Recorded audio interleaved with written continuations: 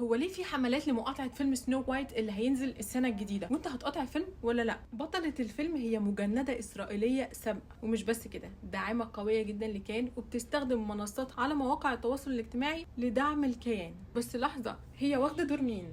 واخده دور الساحره الشريره. طب مين اللي واخد دور سنو وايت؟ ريتشل زيجلر، المعروفه بدعمها للقضيه الفلسطينيه، واللي دايما بتستخدم منصاتها على مواقع التواصل علشان تدعم القضيه. ايه اللخبطه اللي بتحصل دي؟ عادي ديزني. في اخر تغريده ليها على اكس، ريتشل كتبت انها مبسوطه جدا برد فعل الناس على التريلر، وتحتها على طول قامت كاتبه فلسطين حره. الناس شافت انها عندها شيزوفرينيا. يعني لو انت داعمه بالشكل ده للقضيه، ليه بتمثلي جنب واحده داعمه للكيان؟